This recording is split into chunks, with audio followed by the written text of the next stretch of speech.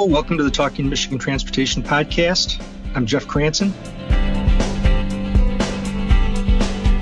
Joann Muller is a veteran journalist covering automotive news for Axios. She's based in Detroit and covers really all things mobility. A lot of her focus in recent years, for obvious reasons, has been on the development and growth in the electric vehicle industry. But she gets into a lot more than that in her coverage. She's a repeat visitor to the podcast and offers a lot of interesting insights. So we're going to talk about everything from EV sales to progress in developing electric vehicle charging networks to consumer trends towards smaller vehicles and even one company's product to convert your conventional bike into an e-bike. So I hope you enjoy the conversation. So Joann, thank you again for coming on the podcast. I really appreciated your insights last time. And I think, first of all, before we get into the real substance of mobility and all the things you cover, what's going on with the Axios What's Next newsletter? Well, Axios What's Next is no longer being published. We've sunset that newsletter, but I am still covering the future of transportation for Axios. That hasn't changed at all. But we're looking at different ways to get my stories out there. Hopefully there'll be a new newsletter down the road. But for now, you'll find me at Axios.com and in a lot of our premier newsletters. This is just part of the environment of the new publishing industry and really pretty much everything that things change quickly, right? Well, yeah. I mean, at Axios, we really feel like, artificial intelligence is coming at us fast in the media. And we think there's going to be a real premium on human beings reporting news. And so what we're really doing is doubling down on subject matter experts, people who have covered a beat forever. Like me, I've covered the automotive industry for 40 years almost. And the idea is let's put the experts out there, somebody you can trust rather than some AI article online.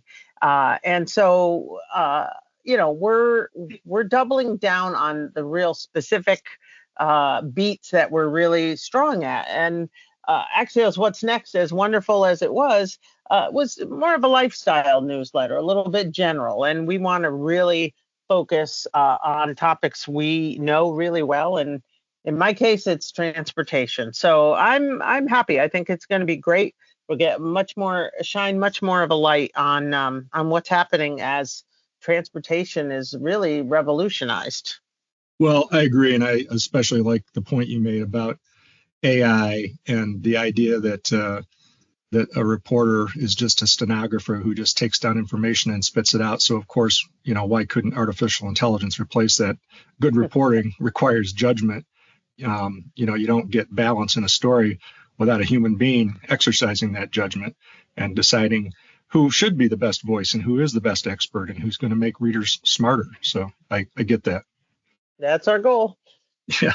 So let's talk a little bit about some of the things that have been going on lately. I think first, the trend you've covered is consumer preferences towards smaller vehicles. That makes sense, I guess, from an economic standpoint. We know that everything was subject to inflation brought on by tax cuts, among other things, a war in Ukraine, pandemic that nobody saw coming, and that certainly hit the auto industry. Is that the reason that most people are buying, or many people are buying smaller vehicles after, for years, the U.S. auto industry trending toward bigger and bigger? Yeah, well, I mean, let's be real. Cars are expensive, and it's a lot of times people cannot. Let me put it this way. The reason people are buying smaller cars is not because they want to drive a smaller car. It's because what they can afford. The good news is that smaller cars are actually equipped with a lot more features than they used to be. A small car used to be kind of seen as a Econobox, and it was just very basic transportation. Now you can get particularly these really subcompact SUVs like the Chevy Trax. These are, quite desirable small SUVs. And you get a lot of technology in them, both, for infotainment, but also for safety. And it's less of a compromise than it used to be. Yeah, absolutely. I think a long time ago, Japanese automakers figured out that you don't necessarily have to make a huge vehicle in order to have the features that people like, even if it's just as simple as push button windows. So while the Toyota Corolla or Honda Accord or Nissan Sentra, were small vehicles back when the Honda Accord was actually small, uh, you had those features, and a U.S. counterpart to it came with like none of those features at all. So yeah, I think it's smart that people are figuring that out. Yeah, I mean, the problem, of course, is that the automakers make much more profit on the big, large vehicles, and so they would love to sell more of these, 2 and 3 row SUVs, the big ones, pickup trucks, of course. That's how they can make the money that they can then invest in the future, autonomous and electric vehicles, for example. But you have to listen to the consumer. Ultimately, I think that's a lesson that I've heard over and over and over again in this industry. The consumer is the one that decides what sells, not the government and not the automakers. And so right now, consumers are saying, wow, I can't afford a more expensive car. I'm going to opt for the smaller vehicle. And that's why you see small vehicle sales going up. Well, not to get too much into economic theory here, but I think you probably have some sense of this, or you've formed some perspective. I mean, is this just another example of the shrinking middle class, the haves and have-nots, in that there are people out there spending like crazy, taking vacations? I don't know if you've been anywhere outside of Michigan lately or in northern Michigan, but people are on the roads, restaurants are full, tourist attractions are full. Yet a lot of these same people are telling pollsters that the economy is really bad. And do you think that same thing applies to autos, or is this really about a certain element of the population just really being strapped? Well, I think there's a reality there that people are strapped. A car is your second largest purchase after your home, right? And the average car price is somewhere in the neighborhood of $40,000 now. Um, that's really expensive, and interest rates are kind of high right now too. And so the payment is going to be higher. And so, it's people are feeling a little bit stretched. Used car sales are coming back. The supply is improving, so there are other alternatives to a new car. But I think that if you look at electric vehicles, for example, those sales have, been somewhat lower than what the industry had forecast. But one of the reasons is because most of the cars that have been available up to now are very higher priced models, luxury models, $60,000 and up. And not very many people can afford those. I think as you begin to see more mainstream affordable models of electric vehicles, I think the sales will really begin to take off. But you have to get it in a price that average people can afford. And that just hasn't happened yet. Yeah, so that dovetails with the other topic I wanted to talk about, and that's some reporting from Automotive News that sales of battery power models across the country are up compared with the rest of the industry, and that was spurred, as you would guess, by price cuts, tax breaks, and other incentives aimed at encouraging Americans to go electric. I know price is a huge factor. I really thought range anxiety was a huge factor too, which you and I talked about the last time you were on the podcast. Can you put all that in perspective? Yeah, and I think another big factor is that we are finally getting some other models um, in price ranges that people can afford. So the choices are really exploding on EVs, and it's a reason why you see Tesla's market share plummet over the last couple of years. They're now below 50% of EVs. They used to be 100% almost, right? As more competitors come into the market, Tesla will have less of an influence. And Tesla really only has two models that actually sell, the Model 3 and the Model Y. But meanwhile, you have every other brand coming at them. And I think cars like the Chevy Equinox, for instance, which is, around 30,000 to start. Look at the Kias and the Hyundais that are electric. Those cars are really reaching, middle class consumers. And so I think that, like I said before, I do think EV sales will be improving, and the automotive news data suggests it's already happening, right? So a lot has to do with charging infrastructure, right? I think that the price of the EV, the sticker price, and the concerns about where am I going to charge this thing are the two biggest issues that are holding back EV sales.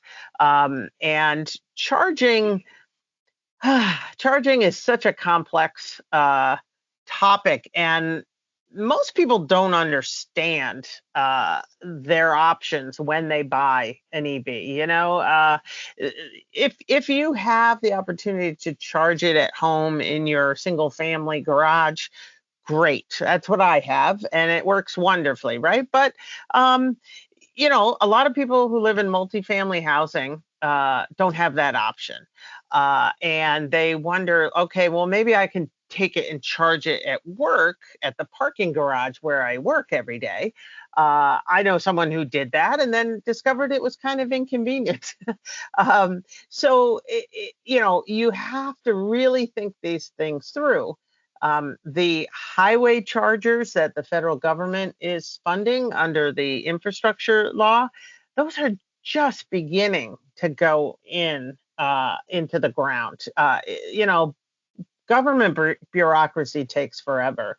And when I talk to people at the federal government, they say, hey, it's not us. The money's here, and it's up to the states to apply for it and to get all the permitting and get the utilities up to speed so that there's enough power going to the sites where they want it. It's just hard to make this happen. And so in the meantime, the customer's kind of twiddling their thumbs saying, maybe I'm not ready to buy that EV yet. It is difficult to make it happen. And I'll say that, as you know, one person's bureaucracy is another person's regulation to protect taxpayers. So it can be very difficult to get money on the street quickly in a way that is fair and, encourages private industry to do good things, but doesn't favor any one business over another. So yeah, we'll have to talk more about that as the NEVI program starts putting more chargers in the ground in Michigan. Things are happening there. But another concern about that charging infrastructure that you're talking about is, what happens when it breaks down. And you had another story recently on EVgo, and what they're doing to try to diagnose equipments in real time and replace outdated chargers, or at least repair them if necessary. Can you talk a little about that? Yeah, sure. So EVgo is not alone in this. I think a lot of charging networks, as well as retailers and other, sort of public entities, all threw a bunch of chargers in the ground early on, thinking that they would get an edge. We're going to have customers that will want to come to our shopping mall because we have free EV charging here. And the problem was that the technology is evolving, and the chargers, once they're installed in the ground, it's not always clear who maintains them and who improves upon them. And so you have sort of some stranded EV chargers out there in the wilderness that were put in with good intentions and don't work, or are too not powerful enough, so they don't deliver enough power so that people can get on their way quickly. So EVgo is one of the largest providers, charging network providers out there, and they know they have a problem, and they've been working on it. And one of the things they're doing now is they have some new technology that will allow them to sort of monitor the success or failure of charging sessions in real time, instead of waiting for the customer to call them up and say, "Hey, I'm at the Meyer on I-75 and this charger didn't work today." And then on the phone, the person will ask some questions, and then they, they reboot the computer on the charger, and finally, maybe you get on your way. This would enable them to have much better data. And with better data, then you can do a better job with preventative maintenance and that kind of thing. It's an issue, and a lot of the companies will say, "Oh, we're 95% uptime with our chargers, and if one doesn't work, you just move to the other." Well, what's happening is now that we're getting some more EVs on the road, the charging locations maybe are getting a little more crowded, and you might not have the opportunity to move to a different charger plug because someone else is already there. And so you have to wait for their 40-minute charging session to finish before you can start your 40-minute charging. So it's, again, we're still not there with the infrastructure. We're working on it, but the United States is not there yet. Yeah, I'm sure a lot of EV owners really long for the days when they pulled into, a certain commercial enterprise, or perhaps, the YMCA or someplace that was ahead of the curve and had a few charging stations, and they were the only ones there. And now it's a bit of the Yogi Berraism, right? Nobody goes there anymore. The place is too crowded. Please stay tuned. We'll be back with more Talking Michigan Transportation right after this. Avoid the wait, and remember, the Mackinac Bridge is closed to traffic Labor Day for the annual Bridge Walk starting at 6:30 a.m. Spend some extra time in the UP or take your time heading north, since the bridge won't reopen to traffic until noon to allow walkers to clear the bridge. For more information, head to mackinacbridge.org/walk.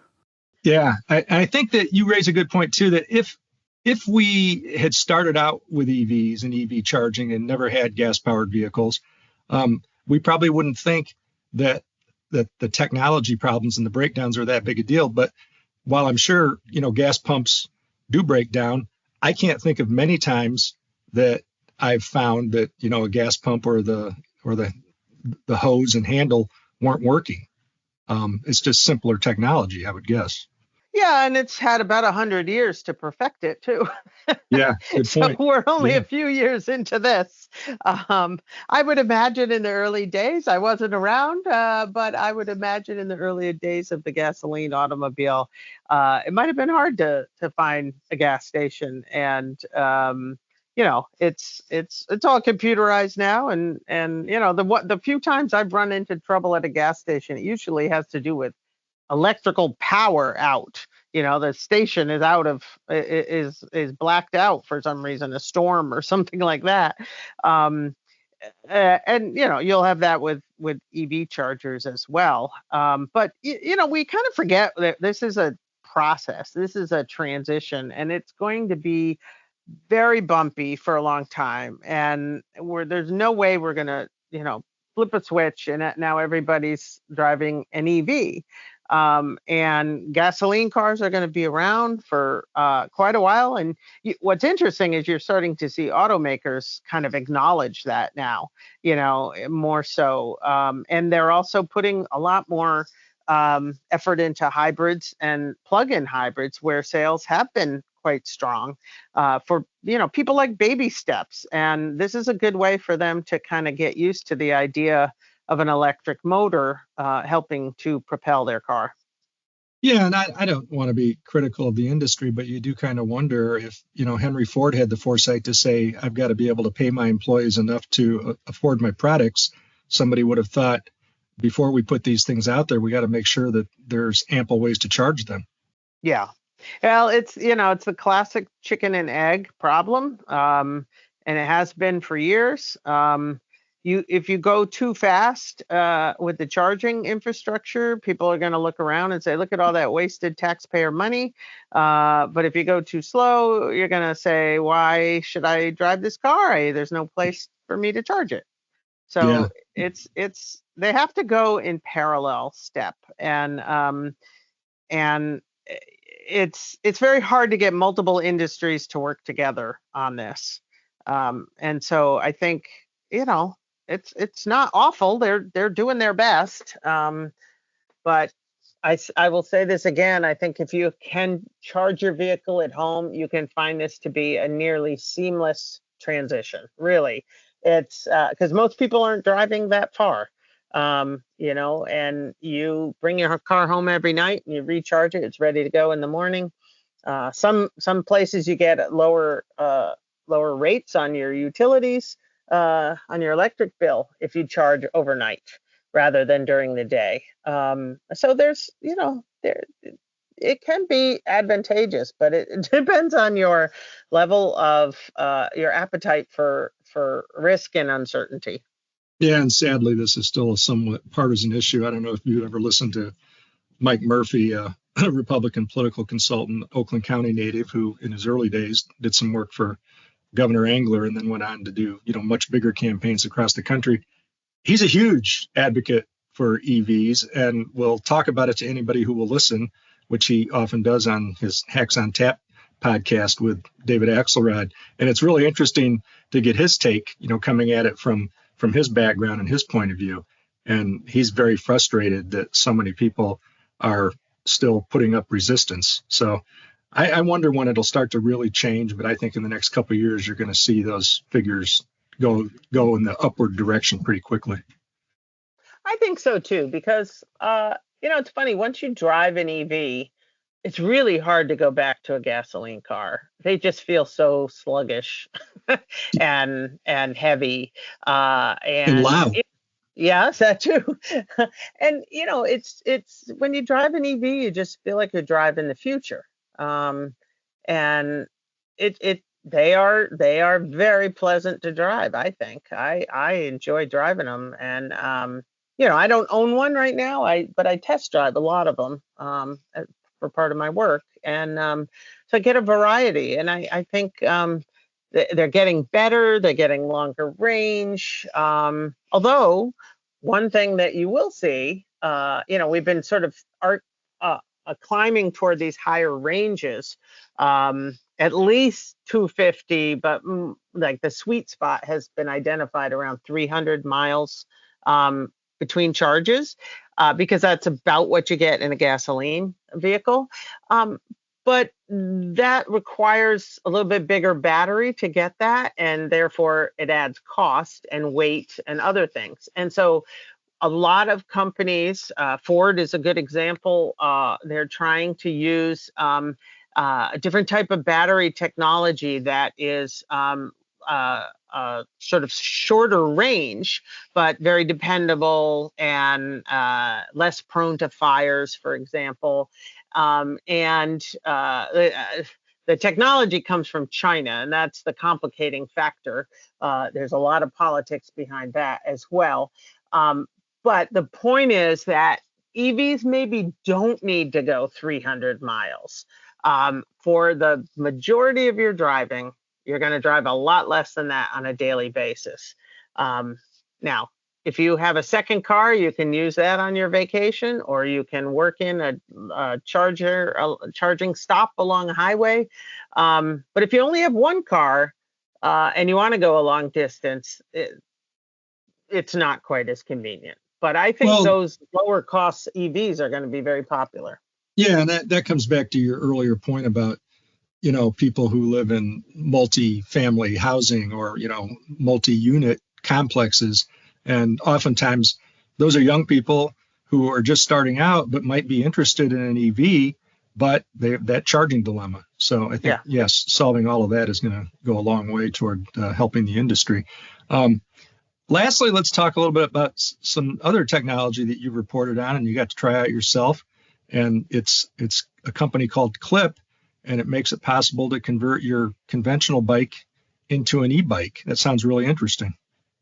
Yeah, it is. It is really cool. It's this basically battery enclosed inside a little system that is like a spring mounted clamp. It goes right over the front wheel, and it has a friction drive system. So there's a wheel that comes in contact with the bicycle's wheel, and so as you pedal, it kind of matches your effort, your speed rather, and takes away some of the effort that you have to use. And it's a much cheaper, more common sense way to get some electrification on your bicycle, and it's really good for short trips around town. So if you were riding your bike to work or school, you could use this device and you could get there without being all sweaty and tired out.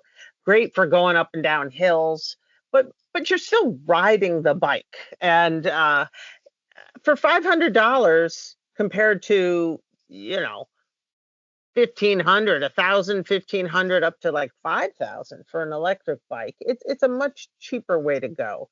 And I had some fun playing around with it in my neighborhood. So you're turning your bike into a front wheel drive vehicle. Yeah, exactly.